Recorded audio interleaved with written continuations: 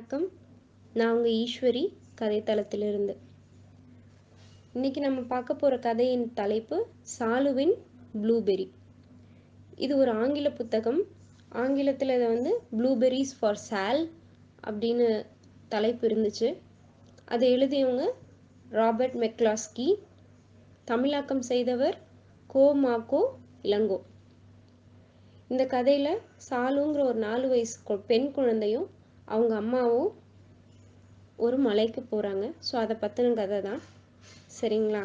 வாங்க அந்த கதையில் என்ன நடக்குதுன்னு கேட்கலாம், கவனிக்கலாம். அந்த கதை மூலமாக நாம் என்ன தெரிஞ்சுக்க முடியுது அப்படிங்கிறதையும் பார்க்கலாம்.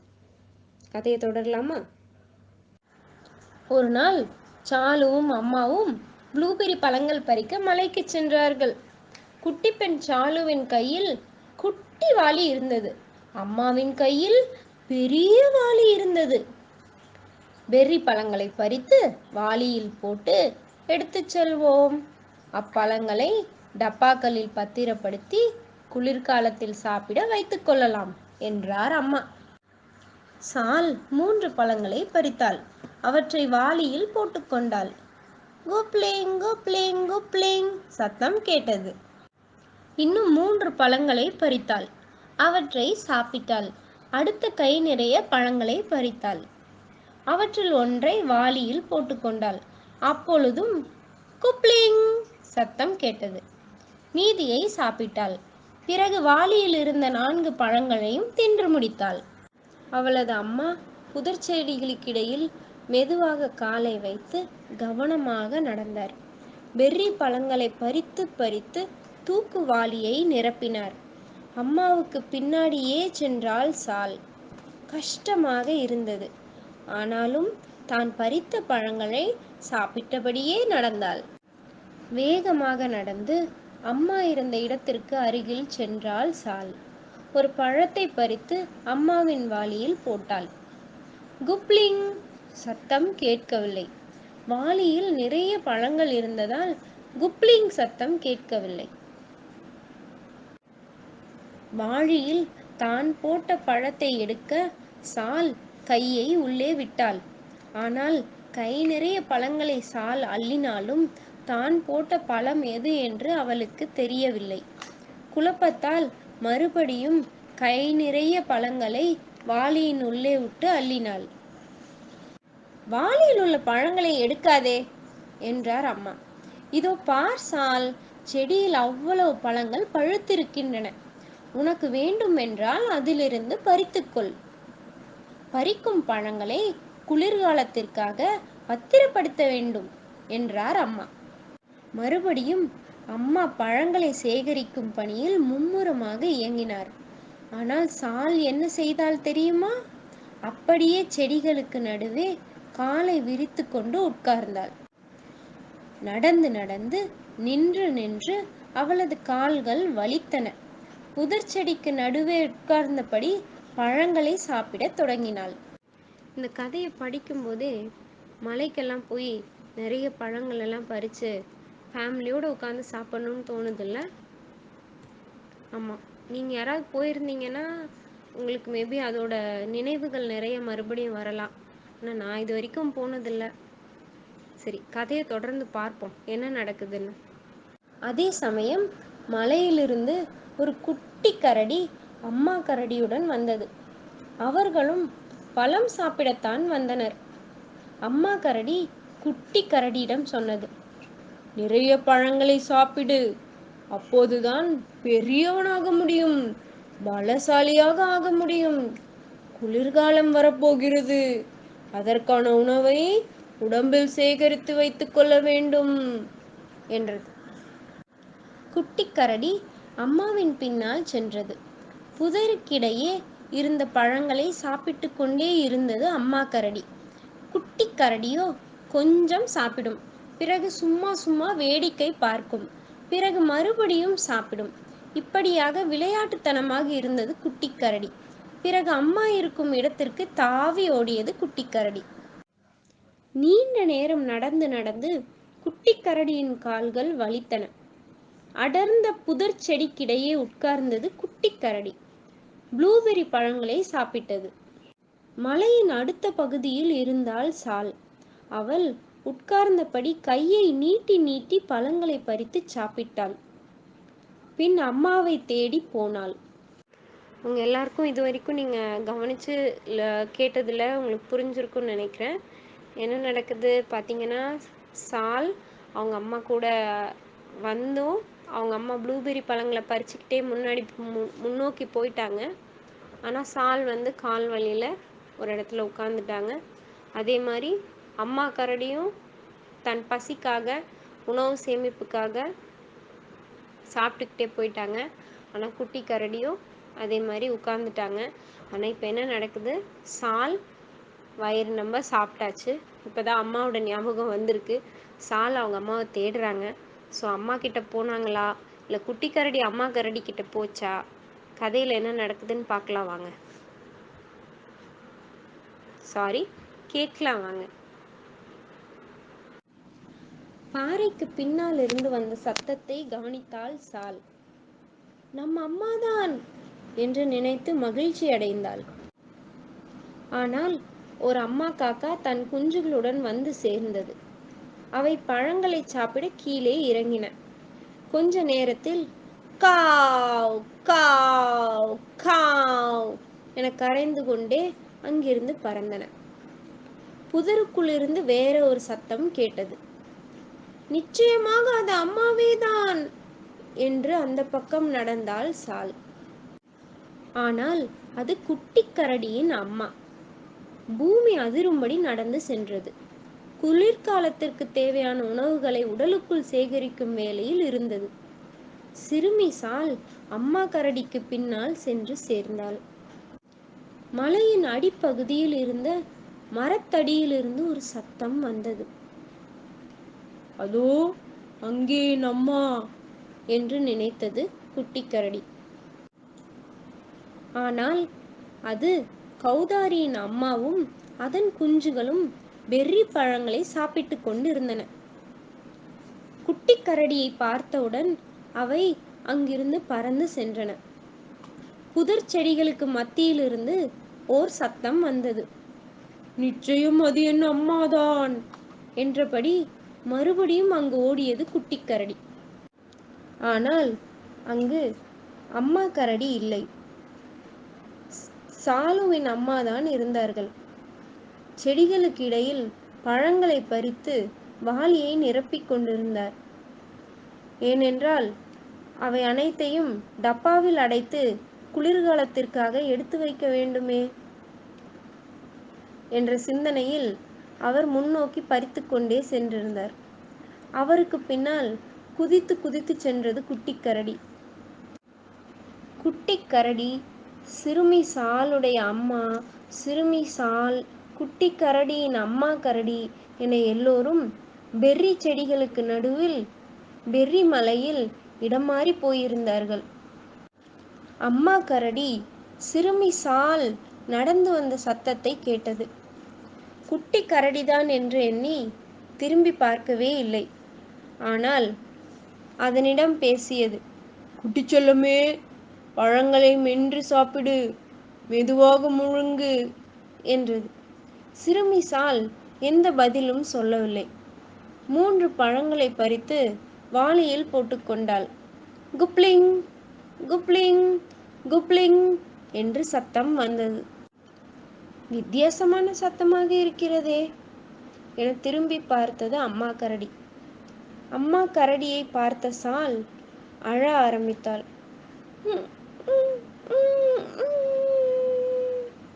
அப்பொழுது அவளது வாய் நிறைய இருந்த பெர்ரி பழங்கள் பயத்தில் திக்கு முக்காடிவிட்டாள் சால்.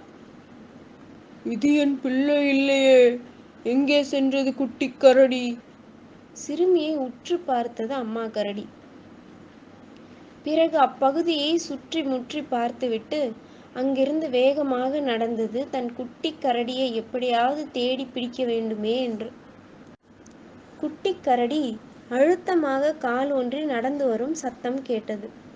சத்தத்தை கேட்ட அம்மா சால் தான் பின்னால் வருகிறாள் என்று நினைத்தார்.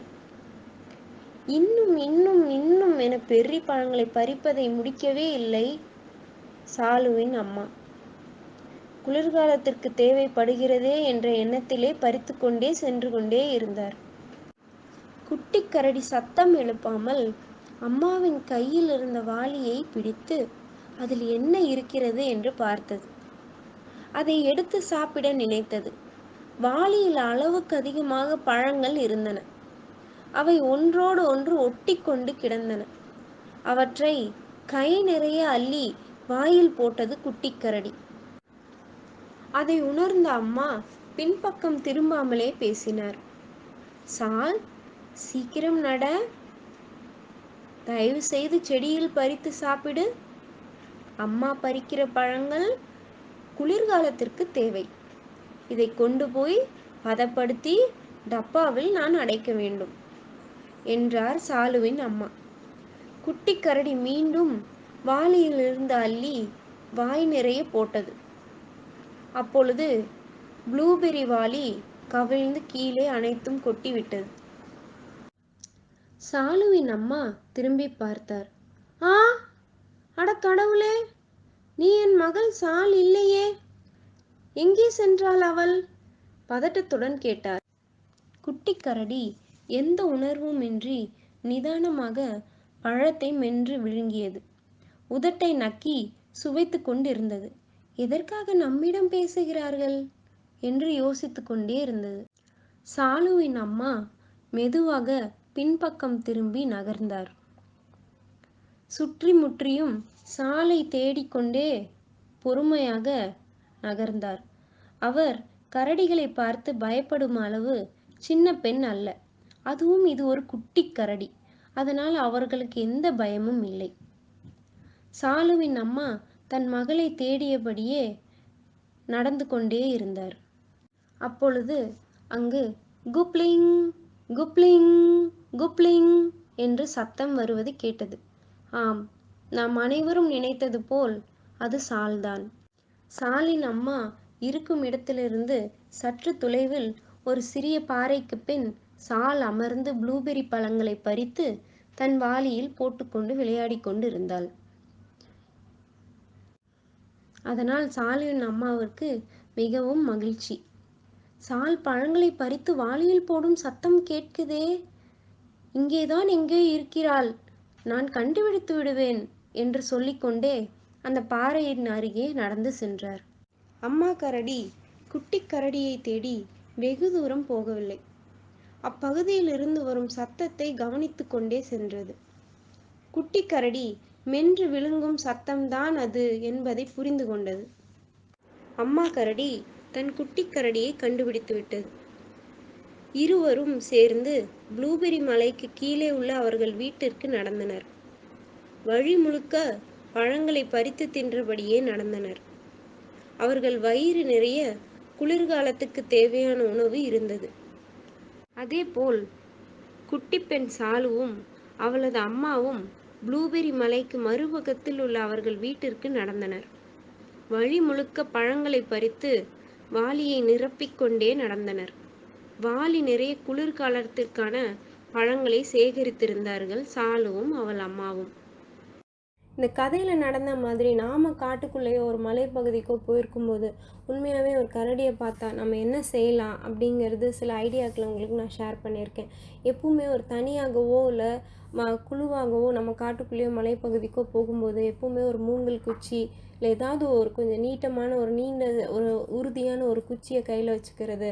அதே மாதிரி நம்ம கொண்டு போகிற பைகளில் ஆடு மாடு கழுத்தில் கட்டுற பெல்லு அந்த மணியை மாட்டிக்கிறது, இல்லைனா குழந்தைகள் விளையாடுற விசிலை எப்போவுமே நம்ம கழுத்தில் மாட்டிக்கிட்டு வச்சுக்கிறது ரொம்ப நல்லது.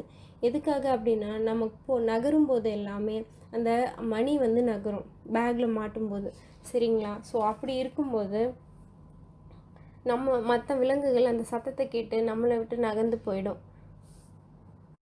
அப்படி நம்மக்கிட்ட அந்த பெல் இல்லை அப்படிங்கும்போது நாம் இந்த குழந்தைகள் பயன்படுத்துகிற விசிலை ஒவ்வொரு தூரத்துக்கும் ஒரு சின்ன சின்ன தூரங்களை கடக்கும் போதெல்லாம் விசில் ஊதிக்கிட்டே இருக்கும்போது அந்த சத்தங்களை கேட்டு விலங்குகள் நம்மளை விட்டு விலகி சென்றுவிடும், சரிங்களா? இன்னும் ஒரு சின்ன துணுக்கு அப்படின்னு பார்த்தீங்கன்னா, நம்ம சாப்பிட கொண்டு போயிருப்போம் சரிங்களா? சிப்ஸ் பாக்கெட்டு, இல்லை பெப்சி, இல்லை நீங்கள் வீட்டிலேருந்தே கொண்டு போன சாப்பாடு, அதோட மிச்சங்கள் அந்த மாதிரி ஏதாவது இருந்துச்சுன்னா, தயவு செஞ்சு எதாக இருந்தாலும் பேகுக்குள்ளேயே வச்சுக்கணும். நாம் அதை அங்கேயும் இங்கேயும் தூக்கி போட்டுட்டு போகும்போது, இப்போ நீங்கள் கொஞ்சம் தூரத்தில் சிப்ஸ் சாப்பிட்டுட்டு வேற ஒரு வழியாக போகும்போது ஜூஸ் ஏதாவது குடிச்சிட்டு இப்படி தூக்கி போட்டே போகும்போது, விலங்குகள் அந்த வாசனையை பிடிச்சு நம்மளை ட்ரேஸ் பண்ணி வர்றதுக்கு நிறையா சான்சஸ் இருக்குது. அதேமாதிரி காடும் குப்பையாயிடும். ஸோ அதனால் பிளாஸ்டிக்கை உள்ளே போடாமல் இருக்கணும். அதனால தான் என்ன சொல்கிறேன்னா, நம்மளும் நம்ம சாப்பிட்ட மிச்சங்கள் இல்லை நம்ம என்ன எடுத்துகிட்டு போனாலும் தயவு செஞ்சு எல்லா வேஸ்ட்டுகளையும் நம்ம பேக்லேயே திரும்பி கொண்டு காட்டுக்கு வெளியே இருக்க டஸ்ட்பினில் தான் போடணும். அதோட இந்த பிளாஸ்டிக் எல்லாமே விலங்குகள், சில விலங்குகள் உண்மையாக நான் ஒரு 4-5 மந்த்ஸ் முன்னாடி பார்த்தேன். ஒரு மான் இந்த மாதிரி பிளாஸ்டிக் கவர் காட்டுக்குள்ளே கிடந்து பசியில் காடு காஞ்சு போய் இருந்ததுனால இந்த மாதிரி பிளாஸ்டிக் கவரை சாப்பிட்டு இறந்து போச்சு சரிங்களா? ஸோ அதுவும் ஒரு காரணம். நான் அந்த மாதிரி உணவுகளை காட்டுக்குள்ளே உணவு கழிவுகளை காட்டுக்குள்ளே போடாதீங்க அப்படின்னு நான் சொல்கிறதுக்கு சரிங்களா? இது எல்லாத்தையும் மீறியும் நீங்கள் போகிற வழியில் கரடியை பார்த்துட்டீங்க அப்படின்னா முதல் பதறாமல் நிதானத்தை கண்டிப்பாக கடைப்பிடிக்கணும் சரிங்களா? நீங்கள் என்ன பண்ணுங்கள், உங்களோட இரு கைகளையும் நல்லா தூக்கி, அதுவும் உங்ககிட்ட வரா மாதிரி தெரிஞ்சால் மட்டும், உங்ககிட்ட கரடி வரா மாதிரி தெரிஞ்சால் மட்டும், உங்களுக்கும் கரடிக்கும் ஒரு 15-20 அடி தூரம் இருக்குது. ஆனால் கரடி உங்களை நோக்கி, நீங்கள் இருக்கிறத நோக்கி வரா மாதிரி தெரிஞ்சால் மட்டும் உங்கள் கைகளை நல்லா தூக்கி நல்லா அசைச்சிக்கிட்டு, மேலேருந்தே கைகளை நல்லா அசைச்சிக்கிட்டு, அடி வயிற்றுலேருந்து எவ்வளவு சத்தம் போட முடியுமோ அந்தளவுக்கு சத்தம் போட்டோம்னா அந்த சத்தத்தை தாங்க முடியாமல் கரடிகள் வேறு பக்கமாக போயிடும். ஏன் அப்படின்னு கேட்டிங்கன்னா, இந்தியாவில் இருக்க கரடிகள் எல்லாமே ஸ்லாத் பேர்னால் சோம்பல் கரடி வகையை சார்ந்தது. அதுக்கு தேவையில்லாத ஒரு இந்த மாதிரி அதை விட அதிகமான சத்தத்தை அதுக்கு பிடிக்காது. ஸோ அது எப்போவுமே ரொம்ப சத்தமான இடத்துலேருந்து நகர்ந்து போயிடும். அதே மாதிரி மரத்து மேலே ஏறுறது அப்படிங்கிறது ஒரு நல்ல ஐடியா கிடையாதுங்க. ஏன்னா எல்லா கரடிகளுமே நல்ல மரமேறிகள். அதனால் நீங்கள் இந்த மாதிரி ஒரு கரடியை நீங்கள் பார்த்துட்டீங்க, கரடி உங்களை பார்த்ததுக்கப்புறமா நீங்கள் உங்கள் நிதானத்தை இழந்து மரத்து மேலே ஏறுறேன் அப்படின்னு நீங்கள் ட்ரை பண்ணிங்கன்னா தான் அது நீங்கள் ஏதோ அந்த கரடியை தாக்க போகிறீங்க அப்படின்னு நினச்சி அது உங்களை துரத்தும். ஸோ அதனால தான் நிதானமாக பதறாமல் அங்கேயும் இங்கேயும் ஓடாமல் கொஞ்சம் முடிஞ்ச அளவுக்கு நீங்கள் இருக்கிற இடத்துக்குள்ளேயே இருந்து உங்களை பிரச்சனைகள்லேருந்து நான் காப்பாற்றிக்க சொல்கிறேன். உங்களுக்கு கடைசி ஆயுதமாக நான் சொல்ல போகிறது பார்த்திங்கன்னா பெப்பர் ஸ்ப்ரே.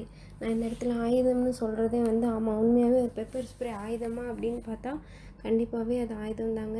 நான் சொன்ன மாதிரி உங்களுக்கும் கரடிக்கும் 10-15 அடி தான் கேப் இருக்குது. அப்படிங்கும்போது நீங்கள் உங்கள் கையில் எப்பவுமே சப்போஸ் காட்டுக்குள்ளே மலைப்பகுதிக்கு போகும்போது பெப்பர் ஸ்ப்ரே வச்சுருந்தீங்கன்னா அதை எடுத்து 10-15 அடி வித்தியாசம் இருக்கும்போதே நீங்கள் பெப்பர் ஸ்ப்ரேவை ஸ்ப்ரே பண்ணிங்கன்னா சில டைம் அந்த வாசனைக்கே கரடிகள் நகர்ந்து போயிடும்.